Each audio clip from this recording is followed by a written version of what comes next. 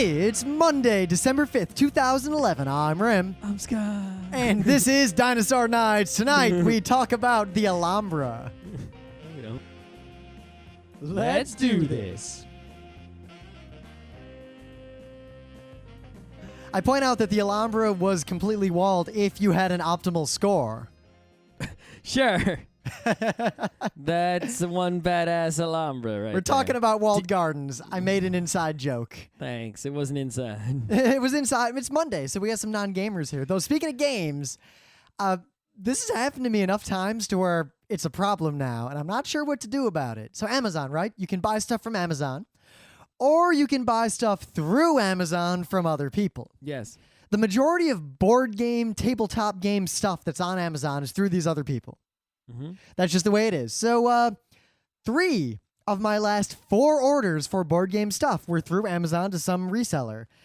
All 3 of these orders were canceled by the person within a few days of me paying them money. Yeah, do you know why this works? I know exactly what happens. These people list things they don't have. Exactly. And then they try to go buy them on the open market and discover that they, in fact, cannot buy it for a reasonable price compared to what I paid them for it. That's not quite exactly what it is. What it is that they have computer programs set up and they select products and they automatically program this thing to it's basically an automatic system that manages Amazon listings on its own. And you tell it like, hey, you find a website that's selling something that's not Amazon. Let's say you go to, I don't know, Scott, Fun Again. I can summarize this. They're attempting ham-fistedly to perform arbitrage on the open internet market of stuff. Yeah, you go to funagain.com and it says here, ticket to ride Asia, $18. So I go to Amazon, I just, and I set the system to look at that page, and meanwhile it manages an Amazon page. It says ticket to ride Asia, $19. And so when I find out that they're all sold out on Fun Again, I have 2 I'm in points though. trouble. One, most of the people I've done business with where I ran into this problem do not seem terribly sophisticated. So I wonder if they're buying a package like a consultant like sets this up for them, or if they're doing it manually and just kind of trying to wing it. But all that aside, I feel like Amazon should do something about this because it's a pain in the ass. And I think that people who do this should be punished to prevent them, or at least discourage them from doing such things. For example, say you cancel more than, 5% of your orders in a month's span. You should be kicked off Amazon. I think that what they should do is they should, it's real simple, is don't order things from someone unless it's obvious that they have it. Like if it says, for example, once I bought something that was like a framed, a picture frame without anything in it, and it was sold by Frames R Us or something along those lines, which tells me, yeah, they've got the fucking frame. Or, yeah, but I ordered this from a game store. Straight up. Oh, really? Wow. Yeah, in fact, all of these, this is why I bring it up. Every one of these failed orders was from a game reseller, and if you look on their listing, they list a ton of games, one of each. I suspect they don't have any of those games. Yeah, that's a new one, because usually when it's one of those generic sellers, it's like discount goodies or something along those lines. It's not, it's a generic store name that could sell anything. Or only buy things that are fulfilled by Amazon, which means that they are paying to store the thing in Amazon's warehouse, and Amazon is tracking, the merchandise and quantities in their system automatically. So you're definitely going to get it because as soon as you order it, Amazon will send it to you. So even more worrisome is that I look on Amazon again and I see Jungle Speed for $20. Says shipped by Amazon, whatever. So, all right. So that means it's in Amazon's warehouse. At least that's what it says on the side. But if I go to the email I got, it says, your order from Robinson Game Store was canceled. And there's a link to my order, which links to that exact Amazon order page that says that I'm looking at right and now. sold by Amazon.com? Yes. So either Amazon doesn't actually say who's fulfilling these orders until the end. There's some shenanigans. There is a shenanigan. I think you got to email Amazon. The thing is, this has happened for every tabletop thing I've ordered from Amazon in a while. So I'm wondering, there's something going on. I'm going to do some investigative journalism. Yeah. Because Amazon, seriously, don't fuck with me here. I'm a D-level internet celebrity. F-level. I will bring the rage of tens of people to your doorstep. Except pretty much Amazon owns me at this point. Yeah, I know. I'm unable. Did you see that article Fred Schott retweeted that was like, turns out the majority of people in bookstores buy things on Amazon after looking at them in bookstores. There's a big surprise. Oh. So what do you got for me? It's Monday, talking about tech, not gaming. Yeah, so you know how Mozilla, which is very important, right, makes all its money. 85% of their monies come from Google. Most people don't know this, right? And the way they get the money from Google is basically Google says, "Hey, Mozilla, we have a contract. Every time you send search traffic to Google through Firefox, right? Because Google is all up in Firefox, right? It's the default search engine. If you just type something in the Firefox location bar, it automatically Google I'm feeling luckies. It does all this stuff with Google. So all the search traffic that gets sent to Google from Firefox, that is, Mozilla gets some of the monies from those ads that are on those pages. And that is where Mozilla gets almost all its monies. And without that monies, Mozilla is in big trouble and Firefox is in big trouble. So that contract is about to end. It was a 3-year deal, and they are negotiating to renew the deal. So, it might be renewed and everything will be cool, and we won't lose Mozilla's. But if something goes wrong, bad news could happen. Very bad news. Real bad. That's pretty much it. All right. So there's a story on Slashdot, and I'll link to the NPR one because there's no more information than what you already will see in these linked articles. Like, there hasn't been much, journalism beyond the basic story. But the basic story is that in Mexico, there is a very bad gang, if you're unaware, the Zetas. These are like the violent, drug-running paramilitary freaks down there who are murdering people using things like Facebook. Okay. I hope they don't come after me. Anyway, so aside from the fact that it's interesting that on Slashdot, there's literally no discussion about the article from a technological side. It's only either discussion of the drug war or prohibition. Great. Or Mexico, like politics in general, but nothing about the technology thing. The technology thing is that according to the DoD, Mexican army found and dismantled a gigantic telecommunications network that Los Zetas had set up in Mexico for their private secret communications. 1,400 radios, 2,600 cell phones, 167 antennas, and 166 power supplies. Okay. So I guess one of the antennas was unpowered. Maybe it was a backup. Who I knows? don't know, maybe someone stole the power supply. Maybe whatever. But it just goes to show that if you are evil and you want to get away with stuff, and you have money, it's not that hard to set up basically your own infrastructure. Well, but think about it, right? They were mostly setting up a walkie-talkie cell phone network, right? Probably for voice comm, right? And it was probably really low traffic because it's just them. It's not like we're trying to replace the internet. You need tons and tons and tons of serious equipment. You don't replace the internet, because here's the other thing: if you're doing a relatively geographically defined thing, you have orders going out in different ways, but then the last mile, you use technology like this. I'm pretty confident that even in the U.S., a small network like this turned up and used for very specific purposes would basically be uncatchable before it was too late. The problem is if you do it in any highly populated area, right, you got the spectrum is hard to get. It's like obviously you're not going to get the spectrum legally, your pirate radio. True. But you're just so much interference with the spectrum, and then the FCC will find you very quickly. You have to do it basically in the sticks in the middle of nowhere. And then maybe it'll take them a while to find you if they even notice you. I think it's more interesting. What effect can you have in the States? From the perspective of IT? Because I always wondered when I was a kid, like, who does IT for the mob and who does IT for like the Yakuza? And I wonder who ends up with those jobs. And I would really love to even anonymously interview like the guy who does the computer support for like the mob boss.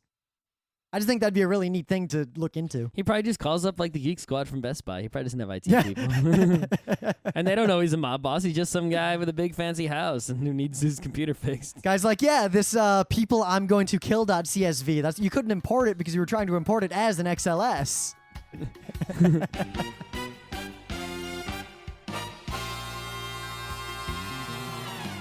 But anyway, things of the day. Party frog. This was Party Frog. pretty Party funny. Frog. I like the way the party frog dances. All right. That's it. That's You'll it. see. It's Party Frog. Check this out. You ever gone to 8bitweapon.com with the number 8? I have not. I haven't either until recently. So what they got is mostly I'm concerned with their store, right? In their store, they sell some T-shirts and they sell some CDs of chiptune music, and their CDs are in these cool CD sleeves that look like 5 1/4 floppies with little sleeves on them, and then the CDs inside of there. But the most important thing they sell is 2 different software products, the Apple II DMS Drummer and the Apple II DMS Music. I have an Apple II. I feel like I should buy these Apple II chiptune softwares that exist because I have an Apple II, and that'd be kind of awesome to make it do something useful instead of sit in the closet. So, gonna actually do it? It's $15. I mean, maybe. So anyway, the meta moment, which hopefully will be pretty quickly. Book club book is 2 books. 2 books. 2 books. You need to read The Little Prince by Antoine de Saint-Exupéry, which I'm still keep saying his name because I'm waiting for a French person to correct me or confirm that I think you're doing okay. And that book will take you about like a minute to read. And number 2, you need to read Wind, Sand, and Stars, also by the same person, which is a book that will take you more than an hour. Yep. Also very important, if you are fans of us and you don't go to our website or read the forum at all, you should at least go to our website once or twice because we've actually got a lot of stuff going on that isn't actually in audio form. For example, all our lectures from PAX East last year are online in their entirety, as is a good chunk of our lecture from PAX Prime this year and a bunch of other videos from conventions and our other show, Radio Free Equestria. And It's all on YouTube. And also Twitter, Facebooks, and all the other places on the internet. Yep, G+. We have a G+ thingy. You can go and do your G+ thingies there if you have G+ thingies to do. Our forum is an ivory tower up and above the rest. I'm going to be straight with you. If you can't write grammatically correctly, don't even bother trying to get into our forum because you'll get banned like that. Magfest? We are going to Magfest. What? If you want a Bolt Buzz ticket, they just went on sale. They're going to sell out probably, at least From for the New good York times. for Thursday morning at least. Yeah, but if you don't live in New York,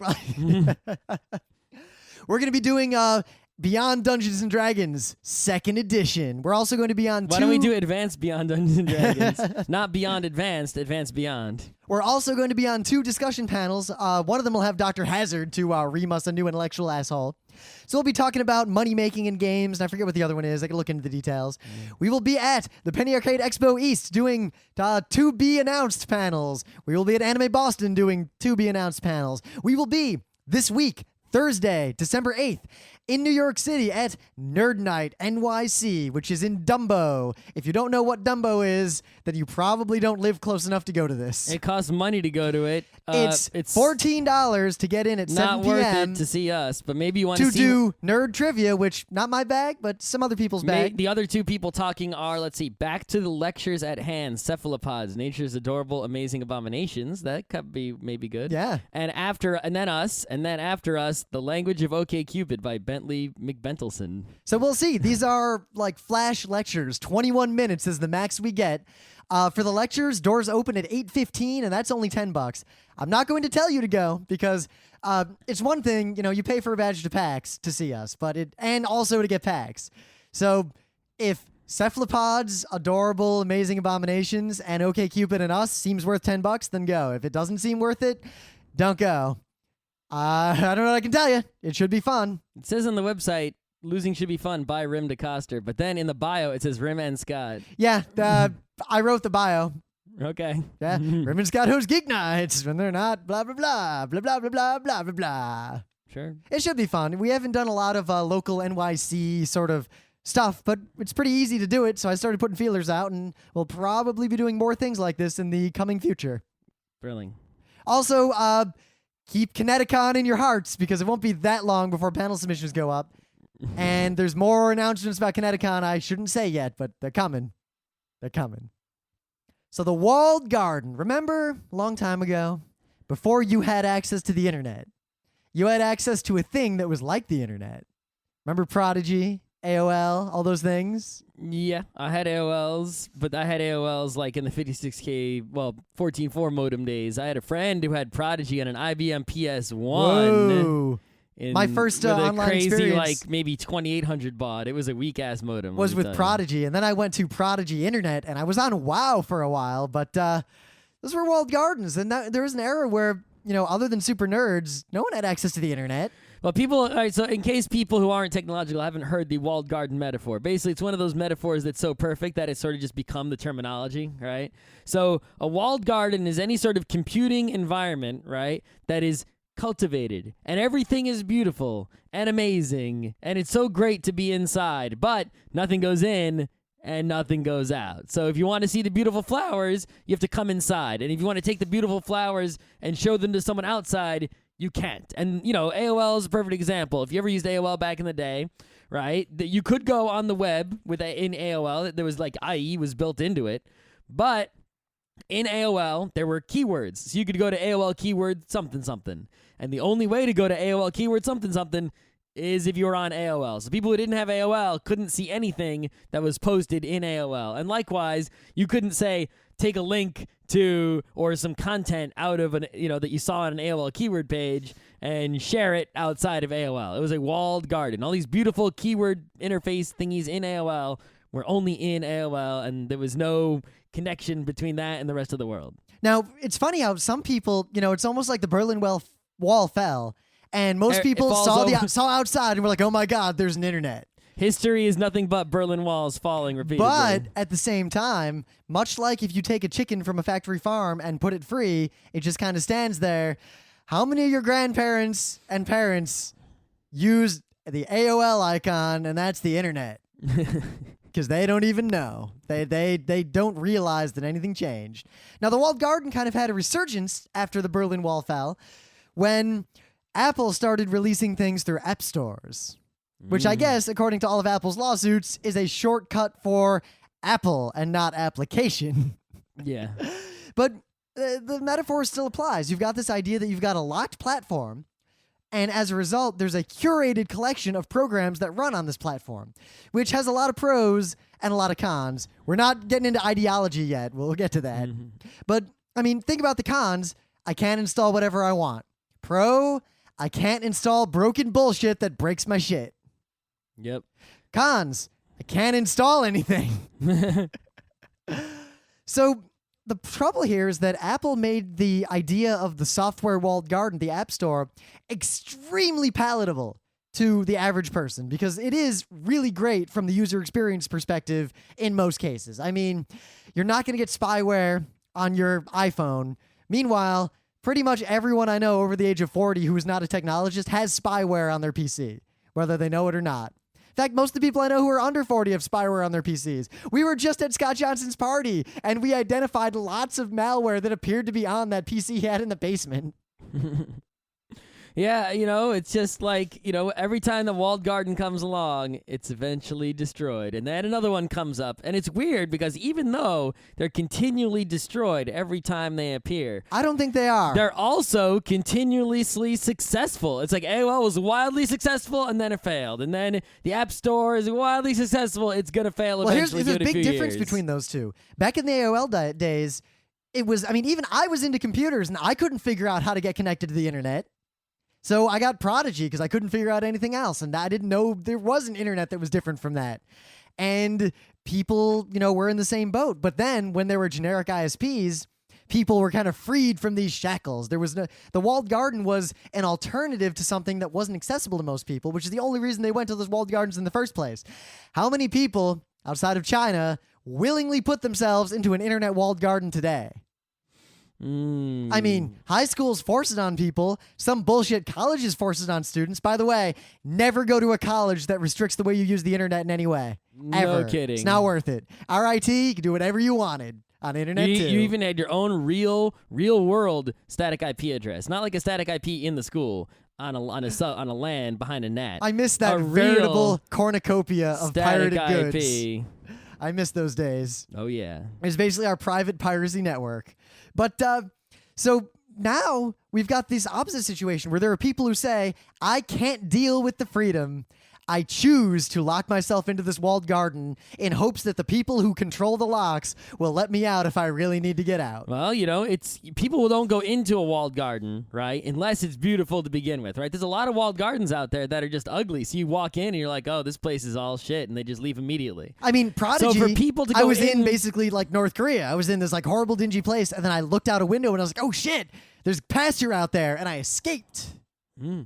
But yeah, it's like, so when you see a walled garden that's popular, that's because it has something in it that the rest of the world does not have. There's some beautiful flower growing within that is so awesome that people are going to go in there and stay in there and going to love that flower so much they're going to stay in that shit and be like, oh, this is the greatest. Yep. This flower doesn't exist outside of this garden. And that's true. Look at the iPhone. An interface that good doesn't exist outside of that garden. Not on phones anyway. Yeah, well, but just talk about phones first, because the line where I think this is a problem is not phones, because phones, as they currently stand, I mean, there are people who buy a feature-restricted or limited or weak-ass phone by choice anyway in this day and age. So I don't care if someone uses a walled garden on a device like that, because I feel like I could argue that the benefits outweigh the cons. Everyone I know who has tried to hack their phone or has rooted their iPhone to do something ends up breaking it. And very few of them have done it for any benefit that I can fathom being worthwhile. Right. I mean, there are some benefits, and there's a few little things that people do that I'm like, oh, that's neat. I wish I could do that. Like, get an animated wallpaper on an iPhone which doesn't have an animated wallpaper, or more heavily customized ringtones and things of that nature, more so than you're allowed to normally, or change icons on things that you're normally not allowed to change icons for. And, there's just a lot of things, but it's not worth the effort. It's not worth your phone fucking breaking. Right? It's like, it would be nice if I could just have it. Yep. But it's not worth, Well, it also very elegantly, as long as the curation process of the garden, the gardener is good at what they do and is willing to actually make sure that no malware gets in, that shitty apps don't get in, that it is managed in some way. Well, see, that's another thing, right? A walled garden is not only, keeping things from leaving and keeping keeping outside things from getting in, but it's defending from the outside, right? It's like if sometimes the world gets really dangerous and there's just bombs falling from the sky. It is. And people taking analogies too far and metaphors all over the place. And you want to stay safe. So you can hide in that walled garden while there are bombs dropping all over the motherfucker and wait until the war's over and then leave the walled garden. And especially, if the walled garden's way beautiful, maybe that's a good idea sometimes, but it's never good. It's never a good long-term idea. Yeah, well, at the same time, the internet, if you think bombs falling is a bad metaphor, the internet has always been the Wild West. You're basically, even if you're savvy, you cannot be safe from malware on the internet unless you are not only savvy, but also kind of lucky, and you don't care about anything that's pop culture related. I mean, as long as you never search for lyrics to songs, you're probably safe from 15% of the malware out there. Yeah. But so what do we do? There are people for whom they currently do, just for whatever, societal problems we won't get into about education and technology, don't have the ability to protect themselves from all the people out there with guns in the Wild West of the internet. So living in the castle, the walled castle that Steve Jobs built, is probably actually the best alternative for them. Well, it is good for them, and it's also bad for them, right? It's good for them in that it gets them something, as opposed to just getting fucked. I mean, you're a peasant in the Middle Ages. Your choices are die by bandit in the wilderness all alone and have all your stuff burned down, or be a peasant shoveling shit around for some lord, but you're not dead. Right. It's Hokuto no Ken, right? They could be a peasant and they could just get attacked by bandits all the time, or they could stay in some sealed vault shelter where they're totally safe, but, it's not great living in a vault. It kind of sucks. And living in that vault while they're safe and they have some food and shit, so it's not the worst. But their potential to be the next Kenshiro is completely, there's no chance, right? At least if they were peasants, there's a chance for greatness. Maybe they could be the ones who start the awesome town and, are able to keep bandits at bay and have an awesome existence. But you can't because you're in the walled garden. You're stuck in the vault. But anyway, let's hardware-wise, cell phones are, by and large, fairly simple devices, and there's very little complex functionality I want from a smartphone that I can't already get either on an iPhone, despite the fact that it's pretty closed, or on my Droid, which has a curated walled garden, but also has a door where I can walk right out that fucking garden and do whatever the hell I want. Yep. And I'm indifferent. I don't care what people do, and I don't think it's a problem, and I'm actually kind of annoyed at the tech people who freak the fuck out that Apple has closed their, not monopoly phones innards to people who aren't willing to go to extreme measures. I just don't care. Because the thing is, their garden is not so completely sealed, right? The same way the AOL wasn't completely sealed. Well, I also don't care in that I don't care if, say, a toaster manufacturer documents the API for, confirming the firmware on the chip that toasts. I would not mind if it was there. I wouldn't mind if it was there. I'm not going to not buy it if it's not there. And if I really care, I'll probably reverse engineer that shit anyway. Yeah, but there's a lot of situations where closedness is actually really awful. Like, so Scott, I don't want to set you off. Pacemaker in you, and the software could have a bug, but it's closed source. It's like so I'm putting some mysterious thing in my body. Great. Yeah, I feel like the closed source, open source is a different argument though from the walled garden, open garden. Well, but if your name is Richard Stallman, right? There's no difference, right? It's like even if this is software is open and usable, and you can do whatever you want with it. But the source is closed. Well, then it might as well. It's But if the garden has a garden crack, doom. if there's a way to write my own software, then theoretically, no matter how bad the stuff is in the garden, I can write open stuff to do the things I need. Well, but you know what? You can't change the dirt, right? If it's open source, you can change the dirt. But at this point, if the dirt is your problem, if at its fundamental core, the dirt is your problem, your only real reasonable option is to find some other dirt somewhere else. And you know what? It's called Android. Yeah. Well, and that dirt's not that bad. And honestly, it's pretty bad. Everyone I know who complains about Android, their complaints are mostly pretty fucking baseless. They complain about things that they would like. There are worse things on the iPhone that they don't complain about than like the tiny glitches that they run into on their heavily modded, firmware hacked Androids. Yeah, you can't complain about if you it's like you can't complain on anything if you hacked it. Also, half the problems I've heard people talk about on Android are actually hardware problems because they brought a shitty handset. Mm-hmm. But I digress. I don't know about you, Scott, because I know you have rants about this. We were arguing about this the other day, but here's where I see a potential problem coming up. It bothers me that this App Store model is moving to everything PCs. That Apple computers and tablets now also have the App Store model. Well, it's not just PCs, right? It's even like it's like everything has apps, right? It's like and whether it's actually extensions or add-ons or plugins, everyone's calling it apps. Yep. So it's like Spotify is an app, but Spotify is also a platform that has apps. It's just like they're calling everything an app, and and every single thing is being modularized, into an app, and it's like. Every single thing that is an app is also a platform for apps, which is also a platform for apps. It's just like, it's easy to think about if just the whole world, everything is an app, right? And you put apps in apps, and normal people can sort of get that idea, as opposed to where before it would be like a piece of software on an OS, and the piece of software has plugins, which has configurations, which has extensions. Now it's just apps and apps and apps. Now, this is a noble goal, but my worry is that... Yes and no. In a way. They're taking it a little too far. All right, Scott, if I take it way too far, I can make it a noble goal. So I get the Spotify app for Windows 8, and then the Spotify app has apps on it, and then, next thing you know, one of those apps... Scott, what's an app? I mean, I'm running a program, and it's got a class in it that does something. Well, no, it's like a separate, it's like a DLC, Oh, the class is in a different file. It's a DLC, basically, right? And it presents itself user interface ways and, financial buy it ways and download it ways as an application. Now, that doesn't bother me that much. Now, here's why. In my current iteration, like the biggest app store, to use the generic term, to further generify it to prevent Apple from getting their stupid trademark bullshit on it, is Steam. When I want to buy a game, I go to Steam, I type in the name of the game, and it's probably there, and I pay for it, and I get it right there through Steam. Steam manages all the updates, all the add-ons later, DLC, everything is through this thing. But that walled garden is on my completely open garden, which is a Windows computer I can do whatever the fuck I want with. My biggest fear is that if people get too used to apps, I'm not saying this will happen, if they get too used to these walled gardens, the things that we saw coming down the pipe from CBDTPA a long time ago will seem palatable to people, and there might be a push toward locked down, basically destroying the idea, not of the PC, because I don't care if I have a physical PC here or wherever, anywhere, if the PC dies or not. I care about having an open platform, whatever it may reside on, to do whatever the hell I want with.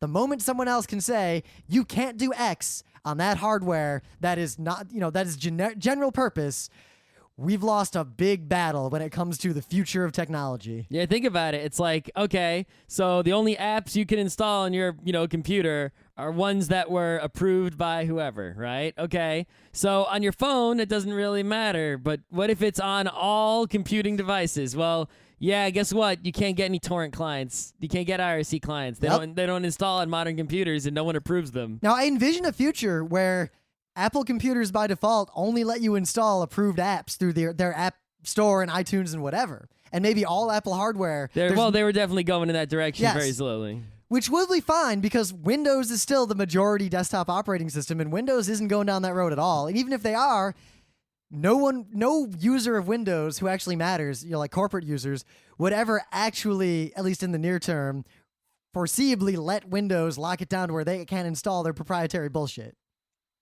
Whatever it may be. But what if in a far distant future Apple becomes a majority or Microsoft gets dicked by some like crazy legislation? Well, Apple's not going to become majority. No. But what if they get such a majority of the desktop world that people stop making software that isn't business oriented for Windows? I'm not saying it'll happen. So. I'm not even convinced. I think if anything, Apple will only care about consumers and is moving away from the like they don't even care about business or productivity or anything like that. Which is good because they shouldn't compete over there. They're just can't. moving away from that. Like they don't care. They stop selling servers. It's like they keep upgrading Xcode, but they really only want you to use Xcode to make software for Apple things, and they want you to do Office-y stuff. I guess they have iWork, and they want you to do media production. But they really just don't want you to do anything else with your Apple computer, and they don't care about if it does anything else. It's like they'll sell you some games for your portable thingies, but they're not selling you any games for OS X. They don't give a shit. So, I don't know. I don't feel like it.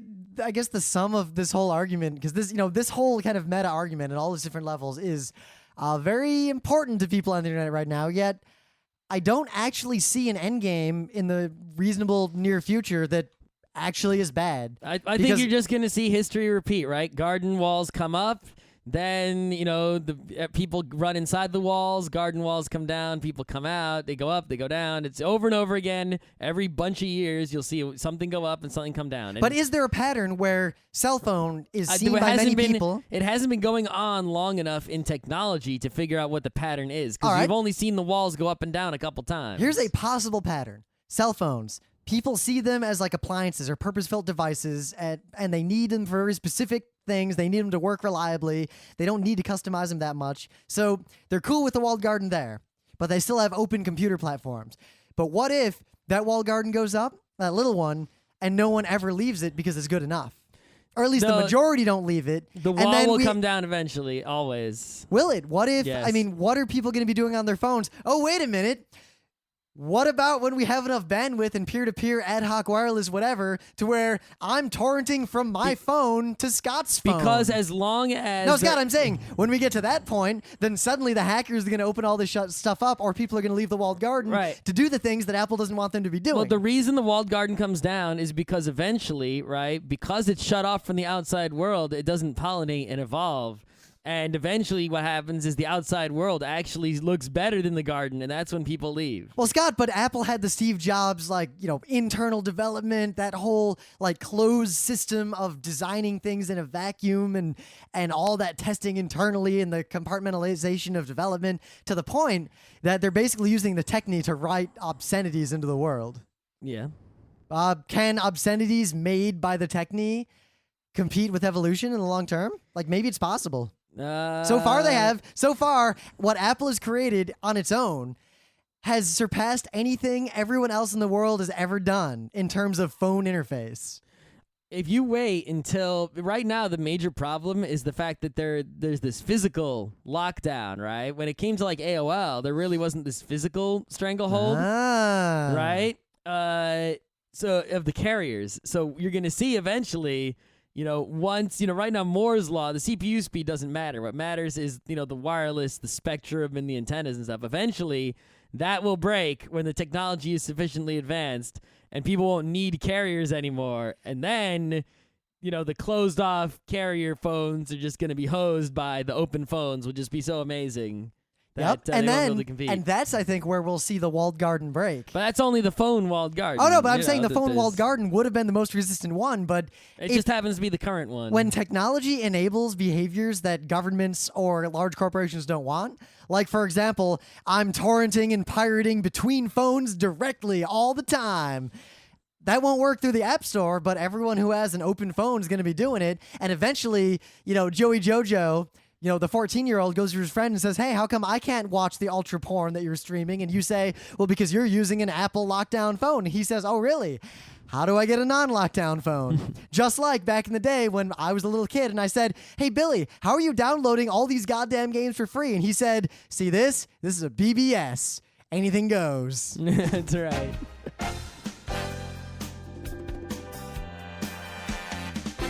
This has been Geeknights with Rim and Scott. Special thanks to DJ Pretzel for the opening music, Kat Lee for web design, and Brando K for the logos. Be sure to visit our website at frontrowcrew.com for show notes, discussion, news, and more. Remember, Geeknights is not one, but 4 different shows. Sci-Tech Mondays, Gaming Tuesdays, Anime Comic Wednesdays, and Indiscriminate Thursdays. Geeknights is distributed under a Creative Commons Attribution 3.0 license. Geeknights is recorded live with no studio and no audience. But unlike those other late shows, it's actually recorded at night.